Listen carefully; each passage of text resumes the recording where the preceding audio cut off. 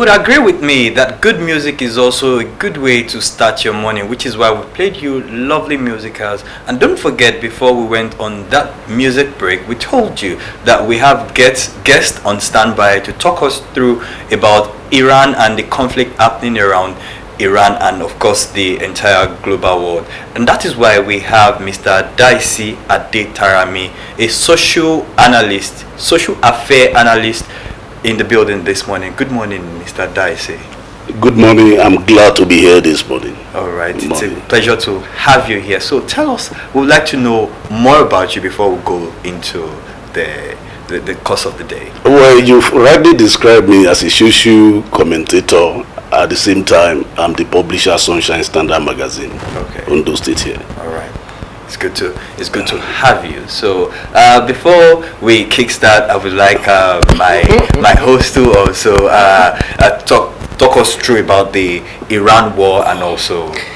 Yes, globally we'll discover that there is this issue between Iran, the Israel and the thing is affecting the whole world. Please, can you just in a jiffy, maybe you want to describe, give us a memory lane of what you think is behind all these things and why the conflict presently, before we say, okay, well, what are those advantages and disadvantages and something like that, because I know everything must always have an advantage and there is always this disadvantage, but when the disadvantage is over the advantage, we will say, oh, this thing is too bad. So let's see the background of this war. Yeah, thank you very much. If we have to go memory lane back to historical period when all these things happened, we may not leave the studio today, but the summary of it, okay? Everything boils down to the present American hegemony in the world and the pursuit of American interest. Don't mind whether they said Israel is part of the war, but basically it's American interest that is being pursued. America does not want any other country to possess nuclear weapon, and they always suspect that Iran is building nuclear power somewhere. They did that in Libya. They couldn't find. They did it in Iraq. They couldn't find. Now they believe that Iran possesses or is about to possess nuclear warheads. So that is why America is always all out to fight the battle against Iran and to make sure that the regime that is in Iran is a regime that will always toe their line. So that is basically the cause of the war. But then Iran claimed that even if they are creating nuclear weapon, that it is for a peaceful purpose. Because I think it is not just only USA that is in possession of nuclear weapon. We have the Russia, we have China who also have possession of nuclear weapon. They claim that it is for peaceful purpose. It's not even those three countries. We have UK, right? We have France, right, that possesses nuclear weapon. Even outside these five big powers, we have North Korea also. So if if they can be in possession of nuclear weapon, why not Iran? They believe that proliferation of this nuclear weapon all over the world could trigger some madness in some leaders sometime, and that could lead to cataclysmic combustion, so to say. So you're not taking us back to one of your senators. I know him. Well, is it safe to say now that USA is fighting on behalf of the rest of the world in attacking Iran? No, we cannot say USA is fighting on behalf of the world, because as I said earlier, USA is trying to pursue its own interest to make sure that it is number one in the world. And they want to act as a kind of policeman of the world, which the whole world is not. Even if their allies in Western Europe claim that they are happy with what USA is doing, majority of people all over the world are not happy about it.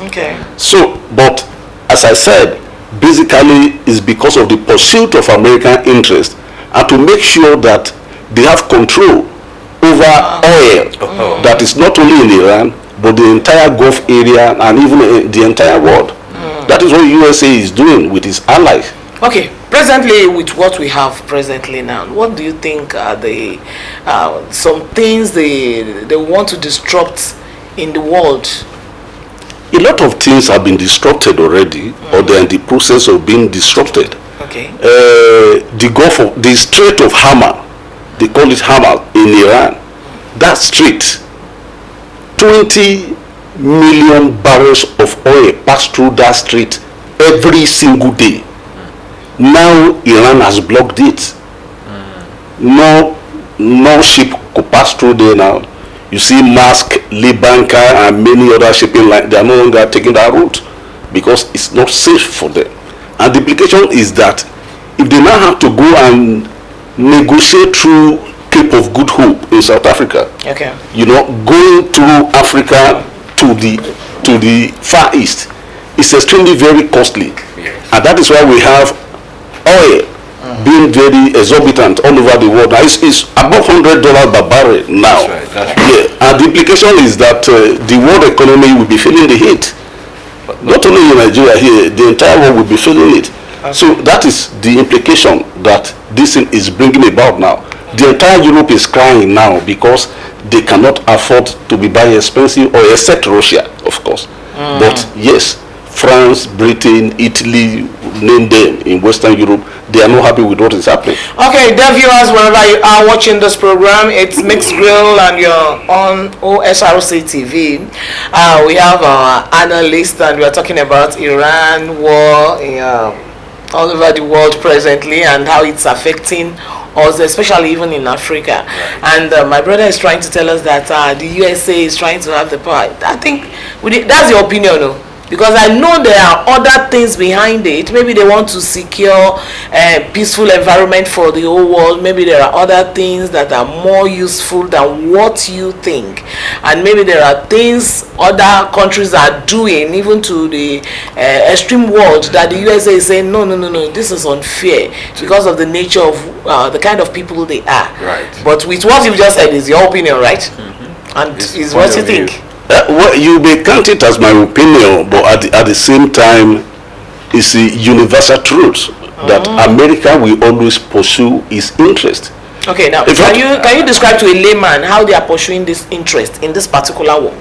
Okay, the way they are pursuing the interest is what I've just enumerated earlier before. Number one, they do not want any other country to possess nuclear weapon. So what are they doing? To a layman, you are saying it. Okay, so to a layman, they believe that if we have a strong leader in a particular country that they designate as an enemy country, okay, that leader can do them colossal damage, can do harm. So it's better to have a leader in that country that will dance to their whims and caprices at all times, that they can control. So are you saying that USA is controlling Nigeria presently? USA is not controlling Nigeria. Okay. Directly, they are not controlling Nigeria, but indirectly, Nigeria and many post-colonial African countries will always be dancing to the whims and caprices of USA and the big Western powers. Okay. That is the reality. Okay. But it's not as if they are controlling us directly. Okay. They are not. Okay. But they have a way of making sure that any regime in Africa or in any third world country, that regime does not do anything that could be of disinterest to them. Now, presently, we know it's about Iran, Israel, and USA is not. There is no face. Even the way we are, we can't find their face in this war presently. So how can you open it up to a layman that this leaf that is dancing? It is not them just dancing. That is somebody is drumming. That is why I said if we have to go into the nitty-gritty of Israel-Arab conflict, it will take us more than a day in this studio. There is no way that Israel could be doing anything without American interest. Without American support.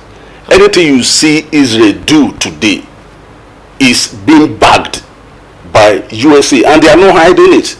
Even if you say that on the face value we are not seeing America, but even in this war that is going on, America is not saying that it's neutral or it's not directly involved. America is heavily involved. America is involved Israel is involved and Iran is involved. Many other Arab countries, because of bilateral relationship that they have with the US, where they may not want to come out directly. Don't you think America is involved because of their boundary and what they don't want from Iran? No, America does not have direct boundary with Iran. America is far away in North America. Yes, but Iran is. But they only want Israel to be. They only want to support Israel so that Iran can say, okay, we want to back out because Israel is bigger than us. This is it. They do not want any Arab nation to possess nuclear weapon, and that is it. And Iran seems to be the most advanced among the Arab nations that they believe that they can possess nuclear weapon. So Israel does not want it. Immediately Israel collects any intelligence that such a thing is being built, or they are hibernating somewhere, either in Iran, Iraq, or any other Arab country, they will strike swiftly with the maximum support of America. Okay. All right. You know, when this war started, it wasn't instigated by Iran. They just had their intelligence that something was going on in Iran, and they moved on swiftly. They thwarted it. They killed the Iranian leader. Another leader was appointed the next day. They killed him also. So in all, hundreds of people have been killed. Even American soldiers have died in the war. No, it's war now. That is why it is war. So that is to tell you that there must be an interest that they are pursuing. And as I enumerated earlier, the interest is number one, to make sure that they do not have intercontinental ballistic missile, otherwise known as nuclear weapon. And number two, to make sure that they stabilize oil maybe prices. We are talking about the oil prices in Nigeria presently. In fact, within a tinkle of an eye, it just flew up pram. So is it because of the war? Of course it's because of the war. Whenever, you know... That's a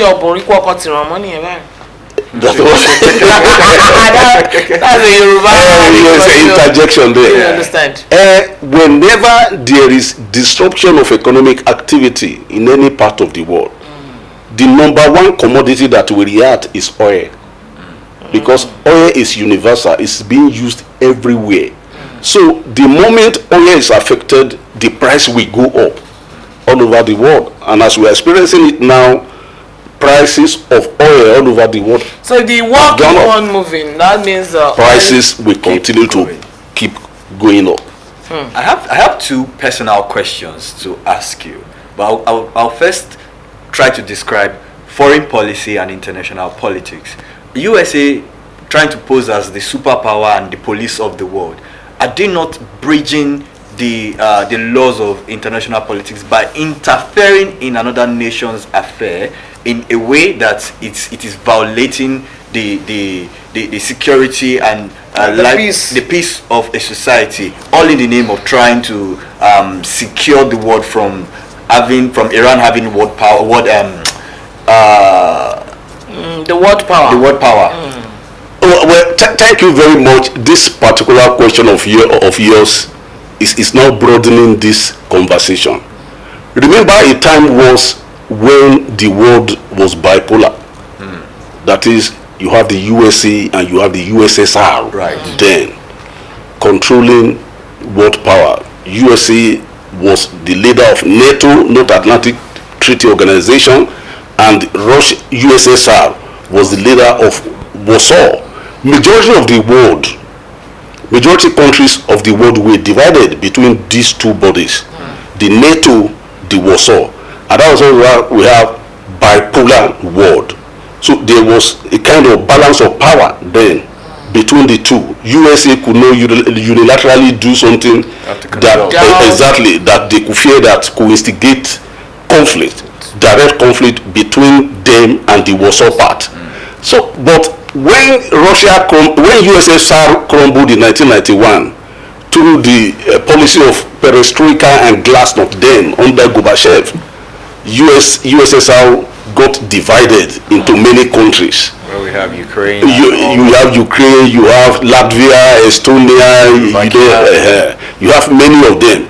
So because of that, USA now sprang up as a unilateral world power. So the world now became a unipolar world. Is it that selfish?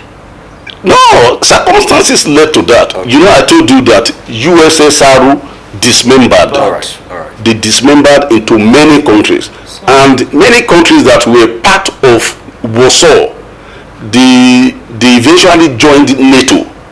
So because of that, USA now became a unipolar power all over the world, and because they have that, they believe that they could do what they can at any point in time. But the fact still remains that we have 5 superpowers. Right. I was going to that. We have Russia, Yes. we have the United Kingdom, Right. we have France, we have USA, and we have China. So among these 5 powers now, all of them possess nuclear weapons, nuclear warhead. So there's no country that can unilaterally say it wants to embarrass the whole world. It will be afraid that if this other country should react, that could lead to Third World War. Right. And nobody wants Third World War. Nobody wants that. Because of the enormity of weapons that we have all over the world now. If there should be any Third World War, our civilization will end. That was why Karl Marx, that was why Albert Einstein said it in those days, that I don't know the weapons that will be used to fight the Third World War. But the Fourth World War will be fought with bows and arrows. Yes. Which means that our civilization will have ended by Third World War. We go back to prehistory. So that is to tell you the enormity of power that we have as far as the present world is concerned. I mean military power. So because of that, even if USA is doing what it's doing now, and countries like Russia and China are not talking, it's because of the leverage, the international leverage that is there, the power that they believe that these 5 countries possess, that they may not go into direct conflict with such power. But I can tell you, the conflict that is happening now, the person or the country that is most affected is China. Why? Really? How is that? The reason why China is affected is that the strait that is being closed in Iran now, where I say 20 million barrels pass through every day. Out of this 20 million, 80% of it Goes to China. About 16 million goes to China every day, and is effectively blocked now. Wow. So oil could not go from that region to China. But China will not react militarily against America. China is only appealing that there should be peace. Appealing that there should be peace. But America is behaving as if it does not hear what China is saying. All right. But the implication on the long run is this: China and many other countries in Southeast Asia, they will now be thinking that they must develop alternative sources of energy, which is different from using oil. You know, Like other means of power. other means of generating power. They are working on such as even we are standing. Yeah, that's here just now. tell you that when there's problem, you just have to think very You fast. have to think very fast. And look for a solution. And eventually, if they should get that done, maybe in another 2-3 years, they have maximum alternative for fossil fuel, for instance, they will not be under any fear of whether fuel is being withheld from getting to them or not. And it will accelerate and catalyze their industrial development far above USA in the long run. So definitely what USA is doing, Likely boomerang. like It will definitely boomerang, you know. which they too know. So Let's the whole world is watching what let's is going on quickly now. look at it through this lens again. Okay. You see, you rightly highlighted that there are 5 powers. USA is one of them. And if USA is making such a move and decision to attack Iran, what are other world powers? What are they doing? That is why I say that other world powers, as we speak now, I'm begging for peace. Russia is giving Iran the technical know-how weapon development. So definitely and Russia is supporting Iran. Russia is supporting Iran. So this is eventually going to be a fight, But it's not of the Titan. No, they won't get to that stage. Okay. They know the implication. Okay. Russia supports Iran because Russia needs to sell its ammunition too. They need to sell their technology also. They say, and traditionally they have always been together. Then China is playing a policy of sitting on the fence, Just watching how events unfold. But I can tell you that at the end of the day, economically, it is China that will gain. Yes.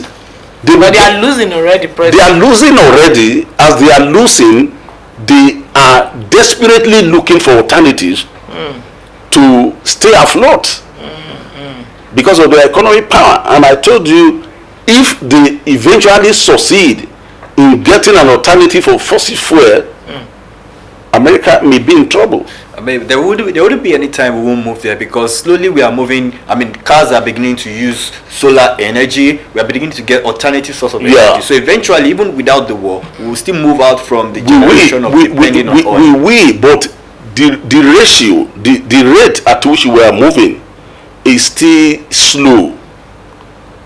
It's still slow. True. China is number one as far as electric cars are concerned all over the world, even ahead of the USA.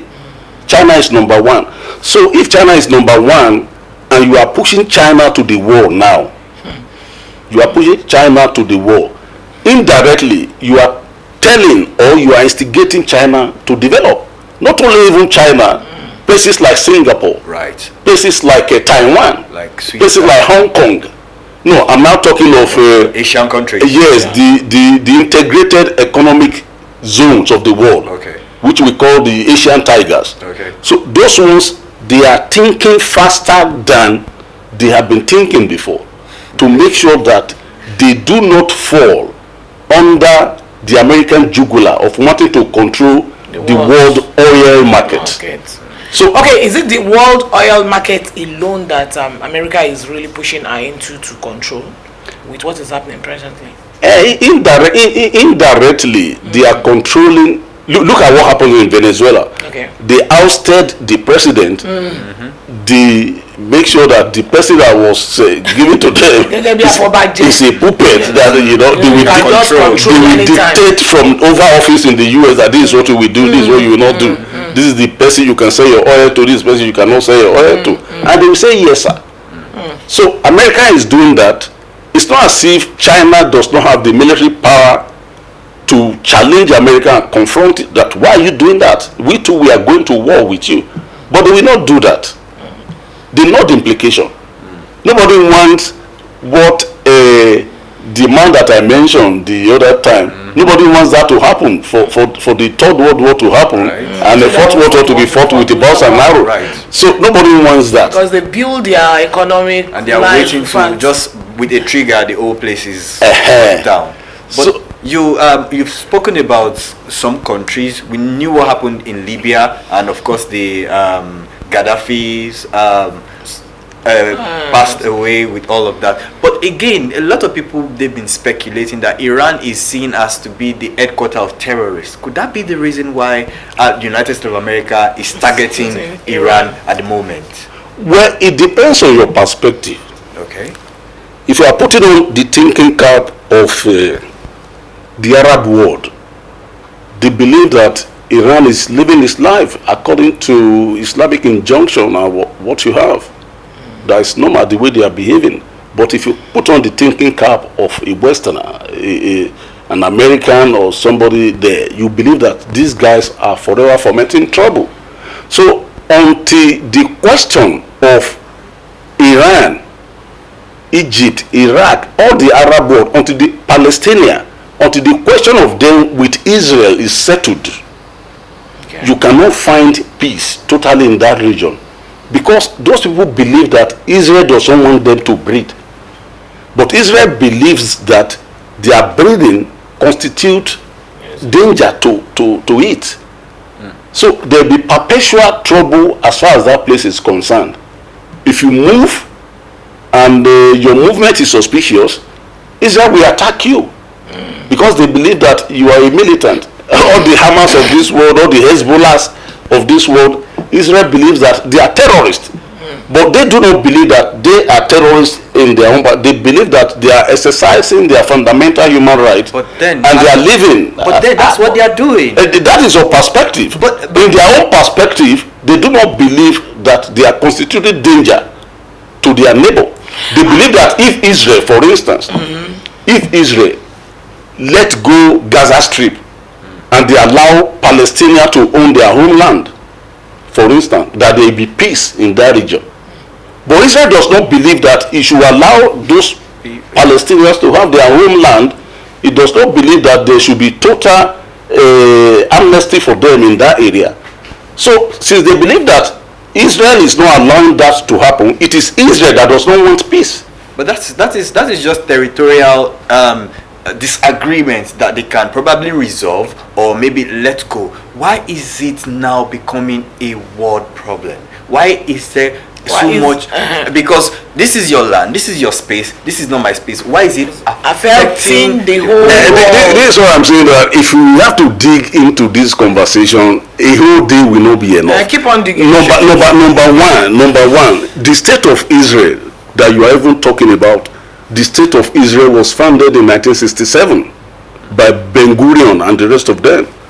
They believed that it was Palestine that owned the whole land. So they don't want to believe in you that your Bible tells you that it was a land given to them by God. Because they also have their own way of believing in their God. So you can't say your own God has given you the land. And they accepted. Well, let Israel say, let Israel stay. Since 1948, let Israel stay. But Israel believes that its existence in that area is not guaranteed with the hostility of the Arab world. So this hostility will continue to go on unless Palestine is allowed to stay as a country.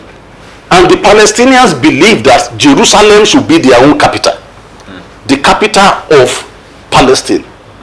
That is their capital. But Israel believes that Jerusalem is part of Israel. Where was Israel before Israel was given a state in 1940? There wasn't the state of, there wasn't Israel prior to 1948.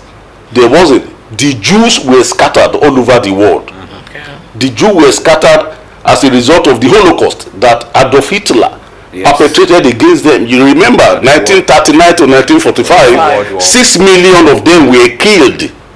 6 million Jews were killed in Europe. So they all got scattered. No homeland. No homeland for them. Then the Jews, I'm taking you to historical context of it now.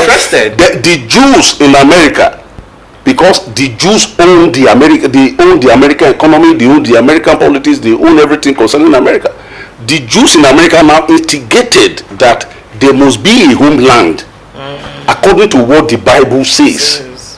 So they gathered together, and in 1948 they landed in this present place where they call Israel, and they established their homeland there. So after establishing it, they now started expanding. So when they came, the Arab world said, where are you coming? How can you come and take over our land? And you are saying you are operating according to biblical injunction. But they were backed by American military industrial complex. So the first war was fought, 1967 war, between them and the Arab nation. They defeated all the Arabs. So the Yom Kippur War was fought, they defeated. So since that time, they have always been defeating the Arabs.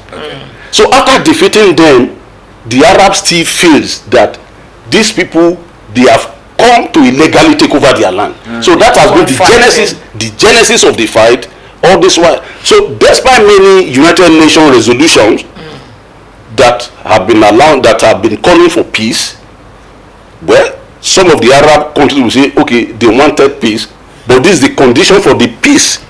Let Palestine stay as a country. Let Israel recognize Palestine. And after recognizing them, let Jerusalem be the capital. But Israel will not want to hear that. But can't they take their capital somewhere else for peace to reign? It's like somebody asking you now. I'm sorry to say that your hometown where you come from. Some people just come around and say that your hometown belongs to them. Okay. Will you be ready to relocate from where you are now? If there is a space for maybe you are from Ileluji now, and somebody just comes from Orean or Undo or Kitiuba and say that Ileluji belongs to them according to their. And for people that said, okay, for peace to reign, can you just leave that place and stay here? Is there no? You cannot, because you are connected to your land.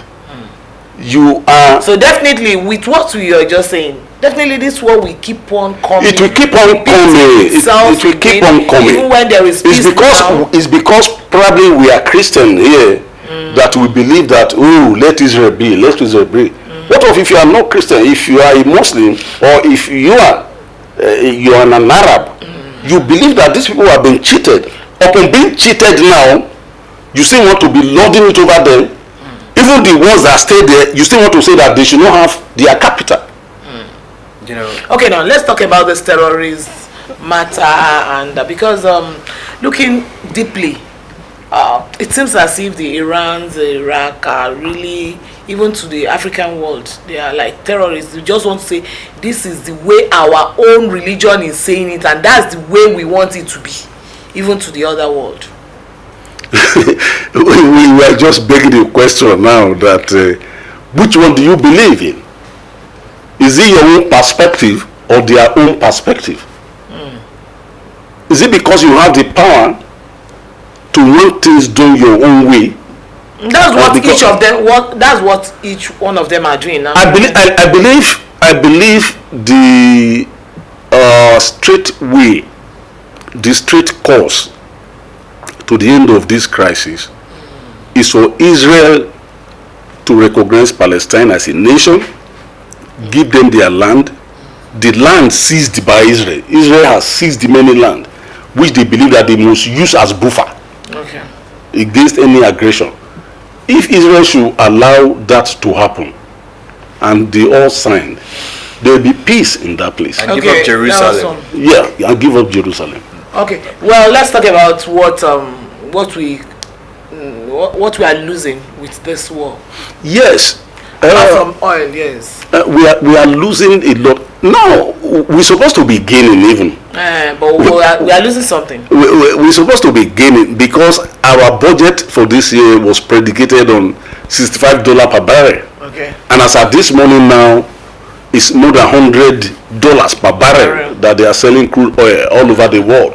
So which means that it's an ample time for Nigeria to be raking in billions of dollars, especially to beef up our reserves now. Do we have reserves? We do. We have reserves under this administration of Tinubu. Why then is the price of oil hiking up? The price of oil has to hike up in the sense that our quota in OPEC as of today is 1.3 million. Okay. 1.3 million barrels per day. Okay. The producer is saying, I think the time is up. The conversation is really sweet. Sweet. I think we want to go over there, then we'll be coming back again. All right. Thank you very much, Mr. DAISI. Learning is fun, but as a mom, I see how demanding it can be for my child. That's why I ensure he starts every day with a cup of Bonvita. Bonvita, prepare them to win every day.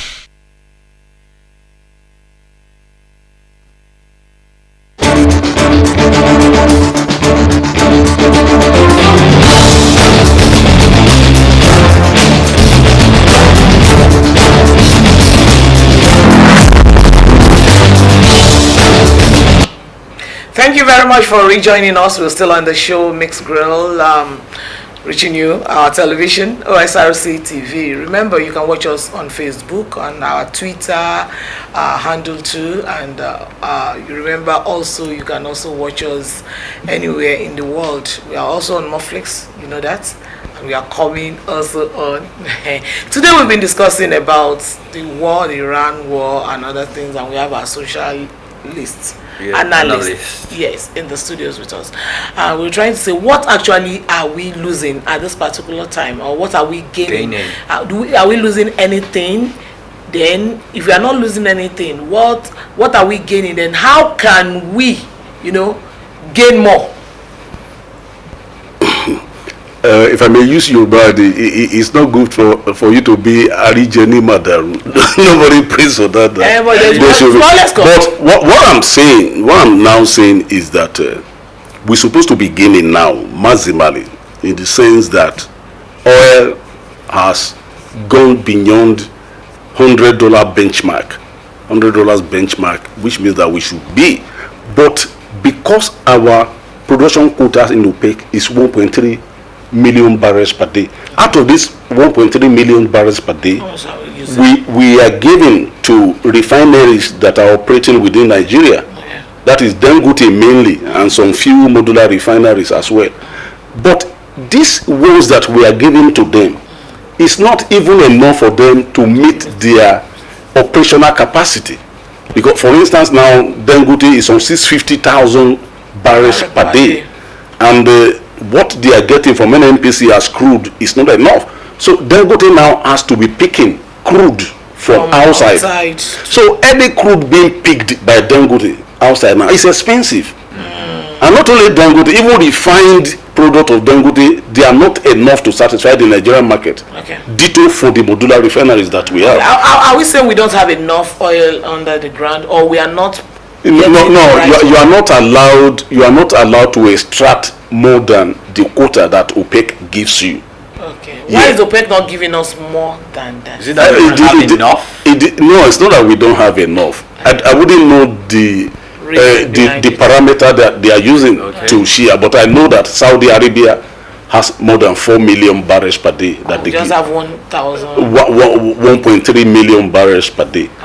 Even outside this 1.3 million barrels per day, Nigeria has used some barrels to secure loan during Buhari, which we are still under now. We are still paying? No, we are not paying. We keep on giving them crude. That's what I'm saying. We are paying with our crude. We are paying with our crude. Yes. We've collected the money. We've chopped the money. That money I didn't chop. I didn't chop. You chop. Our grandchildren will still pay for it. No, I said 10 years. Maybe grandchildren will not. So out of this 1.3 million barrels per day, they just have little to sell outside with the ones they will give to Dangote and the refineries operating in Nigeria. So apart from the fact that our oil is still being stolen daily, even here in Nigeria, people steal, and I don't know what the federal government can do about that. What do you think they can do as a social analyst? What I think we should do now is to get our acts together and leverage on non-oil export now.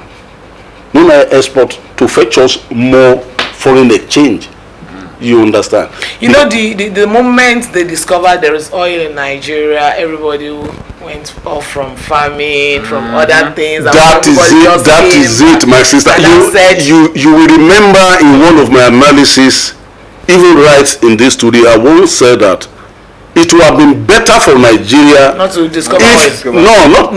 Not to have discovered oil, but it would have been better for Nigeria to be operating on the assumption, on the simulated assumption that we are not an oil producing country. Okay, just see ourselves as if we are coming deep. We are not. So if we have that mentality, national mentality, that we are not an oil producing country, we can leverage many other areas, non-oil areas, that we can push and diversify our economy in such a way that even as we are having crisis now, we may even say we are not selling out.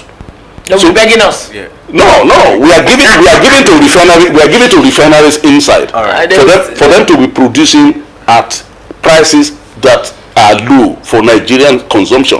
So if you do that, but we are desperate. You will not be a very good businessman if you do that. So at this particular time, when you know that maybe you can sell your crude oil very, very high, you don't want to give. Don't bring in element of business where you are talking about the enjoyment or standard of living of your citizen. In Saudi Arabia now, they cannot afford not to make their citizens happy, no matter the condition. That is because of the level in which their economic is with the oil. It's because they can afford it. Now, It's another argument entirely. Yes, it's another argument my entirely. brother, assuming we have it now and we're able to sell very well, and at the end of the day, what we sold, we use it for the citizen, for the welfare of the citizen. Don't you think it will be better than we said, okay, just be taking this oil, and at the end of the day, we won't be able to gain more? But the fact remains now that we cannot satisfy our local refiners. Is that good? Okay. No, it's not good enough. It's not good enough. That's why I'm asking. Is it that we don't have enough, since we are oil producing country? Yes. Is it that we don't have enough technology to extract?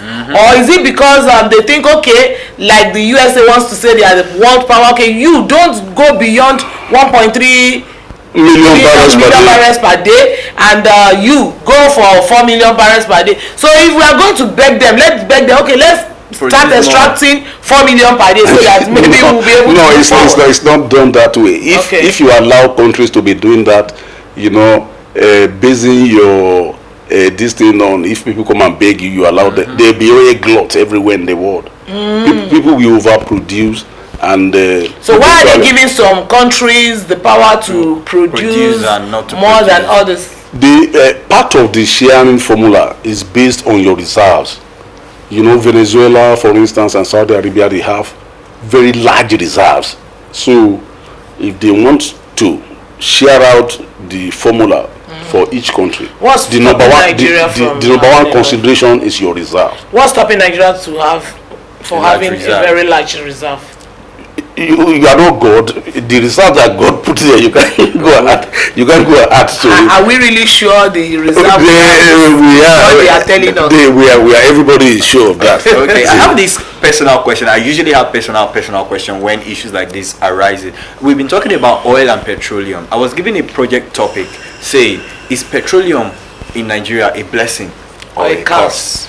Yes, that is another good question. That's why I said the other time that it would have been better for us to have this national orientation that is based on a simulated assumption that Nigeria does not have oil.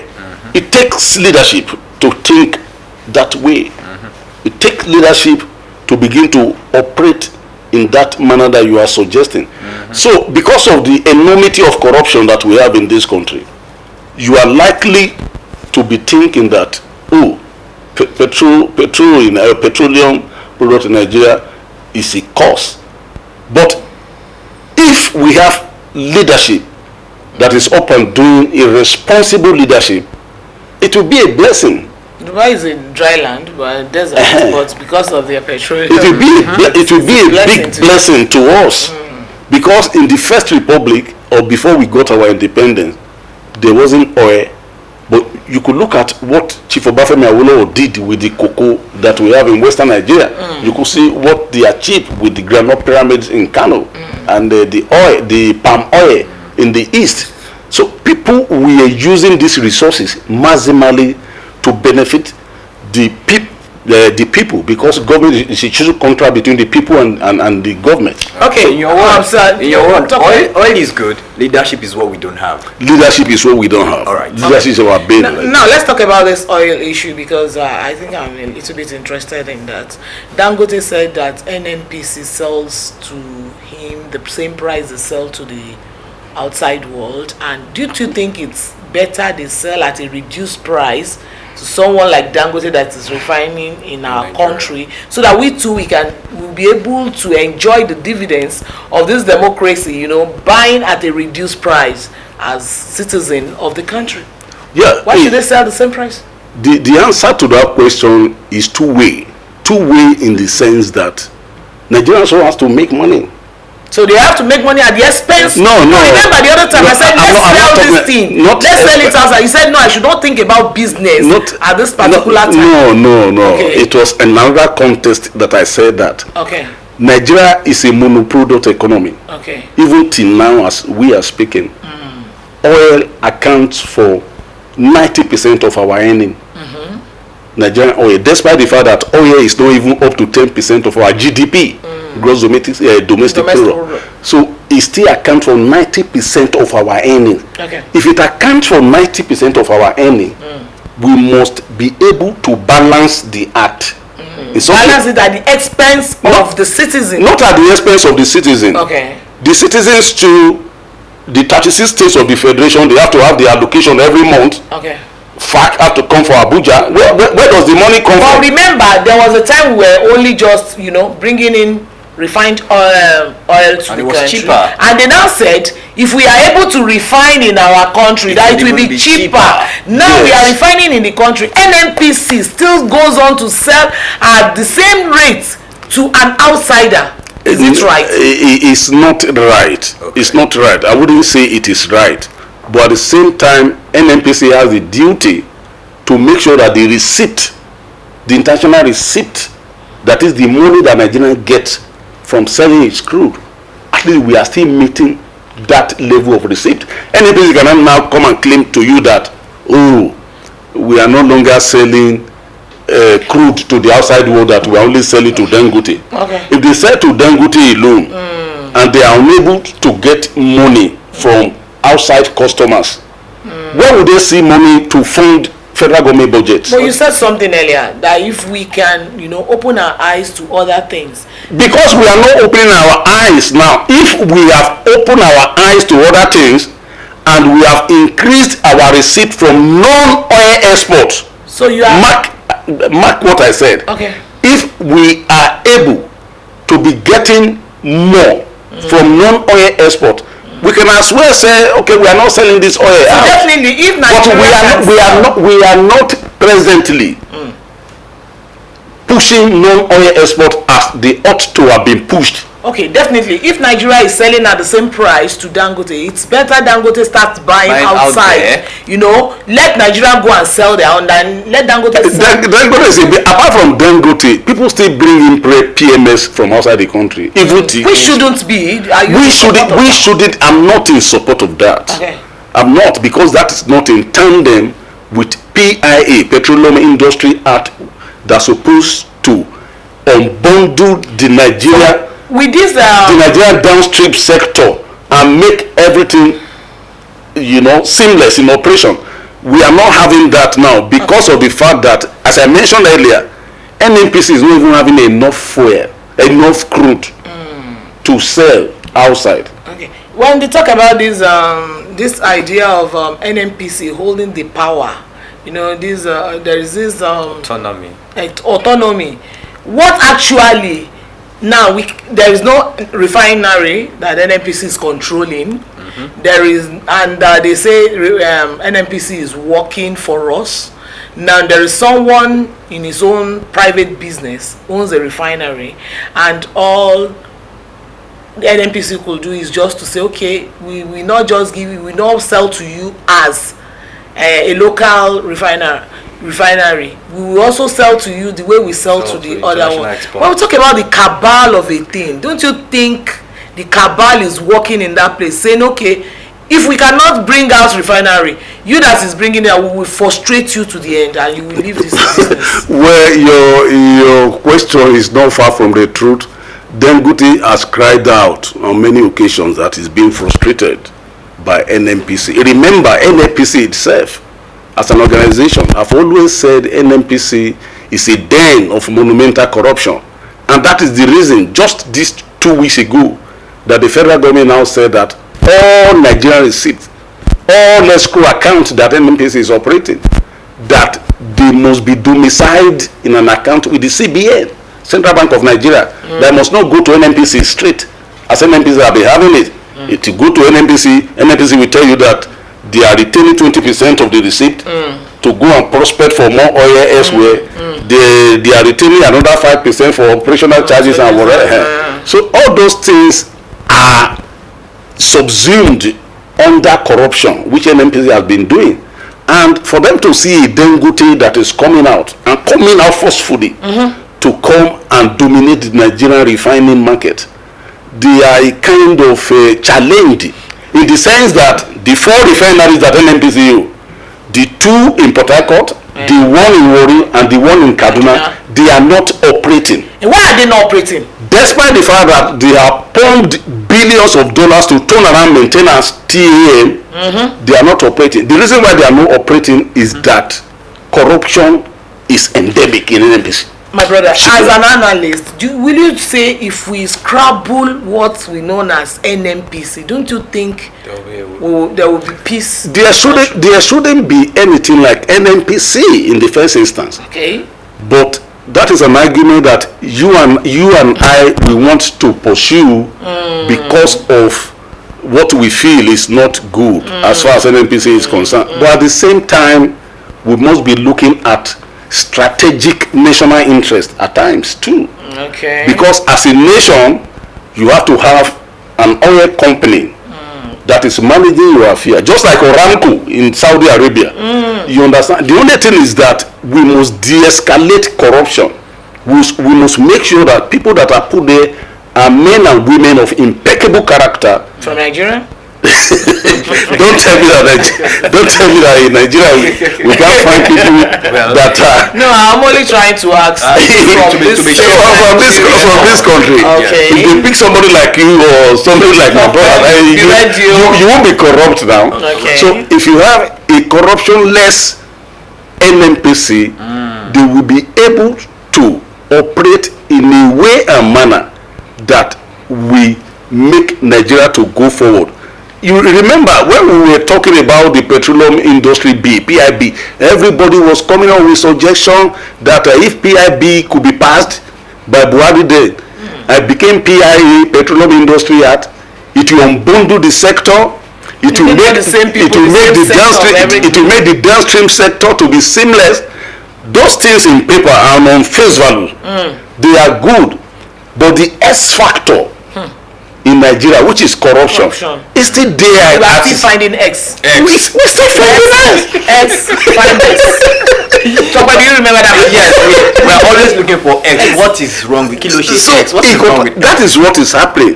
If corruption is taken out of it, everything will be seamless as far as the operation in this downstream sector is concerned. Okay, I just want to ask this. The last time when this present administration came in and said nothing like subsidy, we are taking it off, and we want to use those ones so that those few people that are taking the money of the subsidy, the thing will spread around and other things.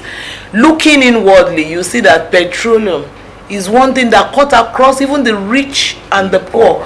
If you buy your car for 150 million and my own car is just 5 million naira, the same petroleum is what we will put in and we'll drive on the same road. Now, don't you think that those set of people are still there, since NNPC is still there are those set of people that are taking that subsidy are still there? Is the subsidy removal, is it really helping us at this particular time? Can't they add a little bit to someone like Dangote and sell at a lesser price for Dangote for us so that we can enjoy the dividends of our democracy? Thank you. Many people will always come up with propositions that they believe will be able to right all the wrongs that we are passing through in Nigeria. But remember, in the course of this conversation, we said that you asked the question, is it Nigerians that you are going to put there? Yeah. The reason why you ask that question is because of the fact that a lot of people believe that majority of Nigerians are corrupt. Not all. Not we are all. Yeah, majority of Nigerians are corrupt. There are laws that have been put in place in this country. There are extant laws. There are many laws that have been put in place. Know that on paper these laws are not good. Know that you will find fault with them in their operationalization. But the Nigerian factor, the factor of corruption that has been tied to the April string of many people in this country, that is the main reason why many things will not work. Even as you proposed now, on paper, on face value, it is good. If we have that good intention that let us do it this way, it will be good. But if corruption is now brought into it, it will not be good again. So we will now be looking for another proposition. That is why they say that in Nigeria, analysis will always turn to paralysis. because paralyzed. because at the end of the day, There won't be any enforcement. that is it. That is what we are saying. Okay, so before we let you go, quickly I want to ask you, in your opinion, when do you think this war will end? And secondly, when the war ends and the flow of petroleum is going smoothly, do you think the economy of Nigeria will come back to normal? Because most of the people will always tell you anything that goes up in Nigeria doesn't come down. We all pray that this war It's not this war should end now. Not only Nigeria, so that many other economic centers all over the world could do business as they have been doing before, so that systems will work again. So we can only appeal to America, appeal to Israel, that they should share their sword and let Iran breathe and what have you. And Iran should also let them breathe. No, one of us should let us breathe. Everybody should breathe. Yeah. So it is the world that is determining how you even live in Nigeria. You know, since the First World War between 1914 and 1919, Second World War 1939 to 1945, the Cold War from the 1960s that ended just of recent in 1991, and what we have now, the world will always be in one form of crisis or the other because of the interest of America. Is it America? The interest of America. I'm bold to say, I make bold to say this, because America has seen itself now as the world leader, the undisputed world leader that must dictate the pace, that must know whether there should be crisis here or not, even for their own economic gain. You remember recently they said they are coming to Nigeria to help. Can you just, what do you think about it? I know you will say because they want to come and control us, that's why they are coming. Well, from your own perspective, you will believe that they are coming to help us. And that is what everybody will believe. But everything American does has deeper meaning than the face value that you see. Eventually, when they come and help in quotes, and you relax, they build up spying spots where they could be seeing all your operations, where they could be seeing what is happening in your country and everything. Okay. And at the end of the day, they will want to have a regime in your country that they can be controlling. Because the economic interest, you don't joke with the economic interest of America to any American president. They must make sure that you do something that will make the economy of America flow.